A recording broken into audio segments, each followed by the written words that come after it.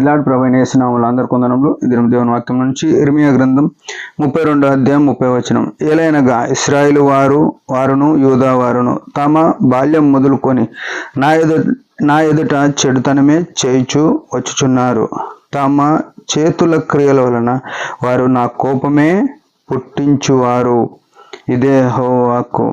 ప్రియమైన వాళ్ళారా, ఇక్కడ చూస్తే ఇశ్రాయేలు గురించి యూదా గురించి చెప్తున్నాడు. కానీ ఆత్మీయంగా తీసుకుంటే రక్షింపబడిన విశ్వాసుల గురించి, దేవుని సేవలో పరిచర్యలో ఉన్నవారి గురించి మాట్లాడుతున్నాడు. ఇక్కడ ఏమంటున్నాడు? వారి విషయంలో ఏమైందంట, వారు బాల్యం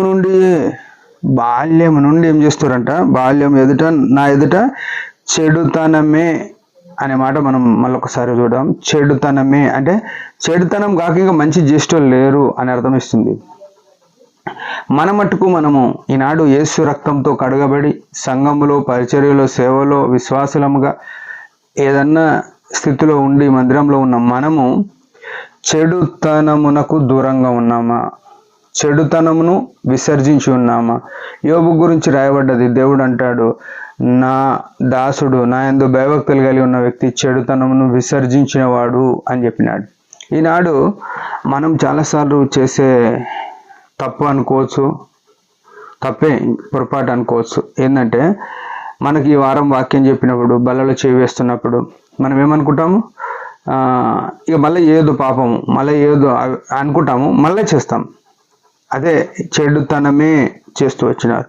మనము దేవుని సన్నిధిలో ఆరాధన చేయాలన్నా, దేవుని ఘనపరచాలన్నా ఎట్లుండాలంటే మనము పాపము లేని వారమై ఉండాలి. బల్ల తీసుకునేటప్పుడు పరిశీలన చేసుకుంటాం, కానీ ఆరాధన చేయడానికి వచ్చినప్పుడు పరిశోధన చేసుకోం మన జీవితాలు. ఆయన పరిశుద్ధుడు, ఆయన దహించు అగ్ని. బాల్యం నుండి యూదావారు ఇశ్రాయేలు వారు ఆయనకు చేయవలసిన ఘనత, ఆయనకు ఇవ్వవలసిన మర్యాద ఇవ్వలేకపోతూ వచ్చినారు. మనం మన జీవితంలో ఎట్లున్నామంట, ఇశ్రాయేలు వాళ్ళు ఉన్నామా లేకుంటే మారినామా, నూతనమైన స్థితిలో ఉన్నామా, అది మనం చూసుకోవాలి. అప్పుడే మన ఆరాధన ఆయన వినేవాడైనాడు. తమ చేతుల క్రియల వలన నా కోపమే పుట్టించుచున్నారు. కోపమే పుట్టిస్తున్నారు.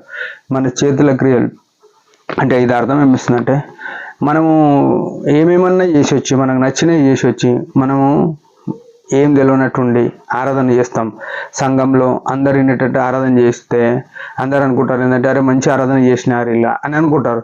కానీ దేవుడు చూసేది ఏంటంటే, బాల్యం నుండి చెడ్డ ఆలోచనలు, చెడ్డ తలంపులు, చెడుకు సంబంధించినవి అవి మన జీవితంలో ఇంకా ఏళ్తూ ఉంటాయి. ఈడ కనబడకపోవచ్చు సంఘంలో, కానీ అవి వెళ్తూ ఉంటే ఆయన మన ఆరాధన స్వీకరించాడు. మనం ఎట్లుండాలి?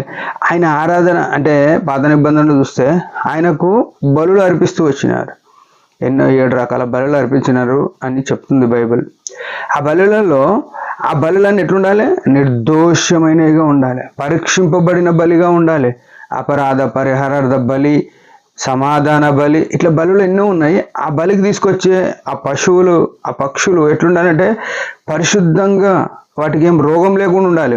ఈనాడు ఆరాధనకు వచ్చిన మనము మన జీవితంలో ఆయాసకరమైన సంగతులు కలిగి ఉండి ఆయనను ఆరాధన చేస్తే ఆయన ఆరాధన స్వీకరించలేడు, ఆయనకు ఆరాధన చెందదు. ఇక్కడ ఉన్నోళ్ళు సంతోషపడుతుండొచ్చు, లేకుంటే మనం కూడా సంతోషపడుతుండొచ్చు, నా వంతు నేను ఆరాధన చేసేసిన అని. కానీ ఆ దేవుడు మనల్ని ప్రశ్నించేవాడు అయినాడు. చూడండి ప్రియమైన వాళ్ళారా, ఇశ్రాయేలు యూదా వారే పరిశుద్ధంగా ఉండడానికే కష్టమైతే మనం అన్య జనాంగంలో మధ్య ఉన్నాం. ఇంకా 1-2 సార్లు మనం పరిశీలన చేసుకొని పరిశుద్ధంగా ఉండి ఆయనను మేము కనపడదాం. దేవుడి మాట దించిన చిన్న ప్రార్థన.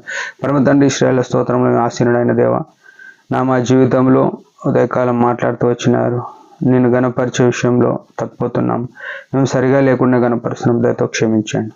నీ యందు ఎల్లప్పుడూ అత్యున్నతమైన స్థితిలో మేము ఉండి ఆరాధించుటకు, నీవు కోరుకున్న స్థాయిలో మేము ఉండి ఆరాధించటకు కృపణీయమని యేసు నామములోనే ప్రార్థిస్తున్నాం తండ్రి. ఆమేన్.